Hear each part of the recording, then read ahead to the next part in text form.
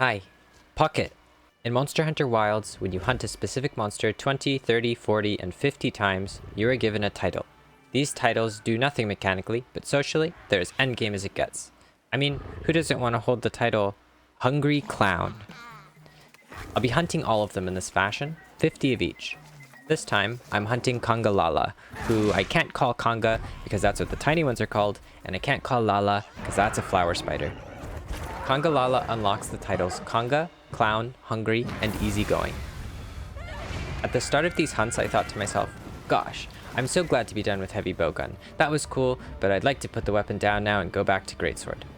I actually completed that whole thought before I was disgusted at myself for the cowardice.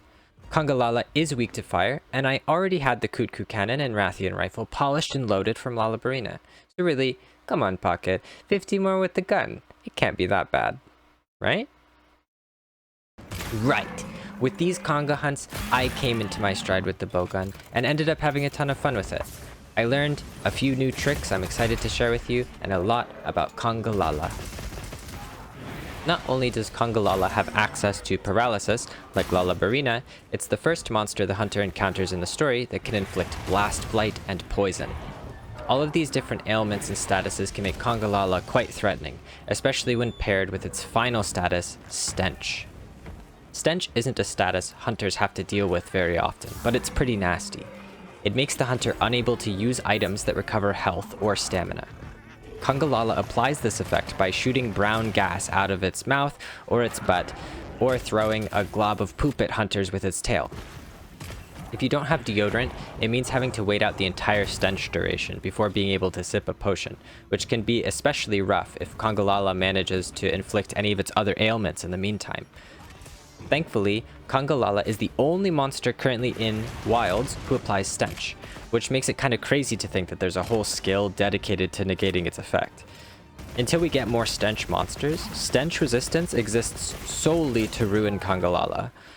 For the sake of not completely negating this effect, I chose not to equip this skill. If your palico is with you, they can help cleanse it too. At the start of these hunts, I was simply using the same weapons as I did on Lalabarina, the Rathian and Kutku heavy bowguns, but I quickly felt the urge to mix it up.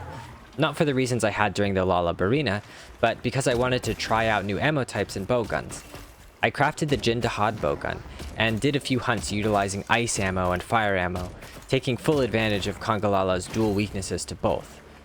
It was fun, but I realized I had lost touch with something I loved about the bowgun, something that, while a little silly, was super fun and satisfying. That is the deadly machine gun mode.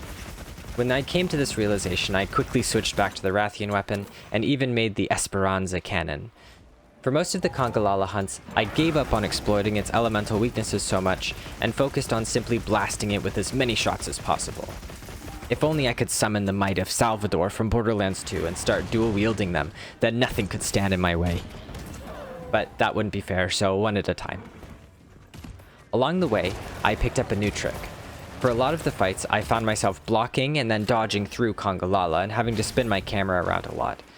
This was less of an issue with melee weapons because I was almost always right on top of the monster, but with bowguns sometimes I'd want to be immediately aiming and shooting. So I started using a forbidden tech, a button I haven't hit that many times before and only on accident, L1.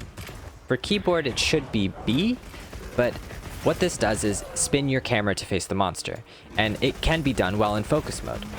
This was extremely useful for immediately locking back on when Congalala moved suddenly, to at least put my reticle in the right time zone before adjusting to land a good shot. It could probably also help with aiming kinsects, maybe slinger ammo, or any other ranged type attacks. Making this discovery made my bowgun gameplay feel a lot more snappy, and was one of the first milestones on my path to actually feeling really confident with the weapon. Much like the Balakji when hunting Chata, I found myself frequently at odds with the Conga, which are effectively just tiny Congalalas who love to get in the way. If they're ever nearby a Congalala who is under attack, they will move to defend it, and Congalala's stench and ailments have no effect on their own kind. I was hoping to trigger a multi-bird single stone scenario, but no luck. I had to shoot through these guys to get to Congalala so many times, and without a good area of effect attack, sometimes it took a lot of energy just to clear them out. Flash pods, for whatever reason, didn't seem to work too well on the little ones either, despite having perfect effectiveness on the Congalalas themselves. Alas, ape together strong. The mantra of the Conga are not to be trifled, and I learned that the hard way. The environments in Monster Hunter are ripe with opportunities to use the terrain or endemic life to your advantage. Endemic life just refers to things like all the toads, vigor wasps, wiggly lichy, flash flies. Utilizing these tools can make a hunter far more threatening. Usually, to engage with these things, a hunter must either attack them or sheath their weapon to interact manually, or with their Go-Go Gadget Extendo grabber. This can be really inconvenient, especially when you want to pull down a pile of rocks on a monster, but that means spending all 3 of your Pathfinder actions sheathing your weapon, firing your grabber, and interacting. By that point, the monster can already be out of the way, killing you, or maybe the damage lost was not worth the time spent preparing the trap. I found bowgun really useful in these situations, because I could slowly walk or occasionally block counter slide whenever I wanted. I could slowly herd monsters toward these useful endemic life or hazards. Then, when the time was right, I could fire at them with the bowgun without ever having to sheath, always remaining on the offense. This was a strength I had never considered for ranged weapons, but it makes a lot of sense and feels awesome to pull off. What I consider to be the holy grail of gaming fundamentals is positioning, simply where you are on the battlefield. The choice of movement, where we choose to put ourselves, is hugely important, and with bowgun, I felt like I could flex and strengthen that specific muscle. After using the bowgun on Lalabarina, I felt like a clumsy oaf. I had a ton of struggles aiming at that evasive monster, and more times than I could count, that big flower butt embarrassed me. Congalala was a considerably more generous target. Not only would this monster often stop, dig stuff up, and start munching while standing completely still for me to unload all 15,000 of my shots, it was very predictable in its movements. The wounds were always in fairly easy to hit spots, which meant I felt like I was actually hitting snipes sometimes. Landing those wound shots felt so cool and insanely satisfying. It made me love using this weapon. I'm just gonna show off a few of these moments here for a little. Like this is my own Call of Duty montage of sick quick scopes. I hope you enjoy these as much as I do, and I'd love to see any awesome snipes you've pulled off as well. Interestingly enough, as I was recording the times for each hunt, I realized my times didn't actually go down during the later hunts. This could have something to do with me switching off the elemental weapons, but it is interesting that even as I got more proficient with the weapon and the monster, my times didn't actually go down. It wasn't my goal to perform a quicker hunt, so I'm not disappointed, especially because the time in those later hunts flew by because of how much I was enjoying it. Perhaps there are hunters in this world who would deem my later hunts less efficient or judge my strengths based on that number at the end, but I think there's more to it than that.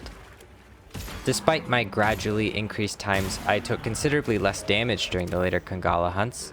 Regardless of my clear times, I still did, in fact, clear. I think that's something some hunters lose sight of in the pursuit of the quickest, most clinical hunts. A clear is a clear, and if you can defeat the monster, I assure you, hunter, to me, that is the definition of good enough. Sometimes I can get a little disheartened seeing a hunt took 10 or 12 minutes. But I assure myself, as I will assure you, that it is still a win. It is something you can be proud of. A successful hunt is nothing to be ashamed of. This was my longest 50 hunts so far. It took a total of 5 hours and 46 minutes just hunting. That's an average of 7 minutes per hunt. In the end, I gathered 105 certificates, 134 fangs, 178 vibrant pelts, 247 claws, 34 beast gems, and a whopping 679 conga pelts, but those also drop from the little congas. Most importantly, I acquired the titles Conga, Clown, Hungry, and Easygoing, that I may become Hungry Clown, Carnival Trickshotter. In the next 50 hunts, by request of Soul, an old friend of mine, I'll be learning the hunting horn. I hope to see you there, and I hope it goes well, actually. I have no idea how to use that weapon. if you liked this video and there's a specific monster or weapon you're excited for me to use next. Or maybe you think Congalala was done dirty and they're actually way more powerful in the manga and I never should have stood a chance. Let me know. Thanks for watching. Goodbye.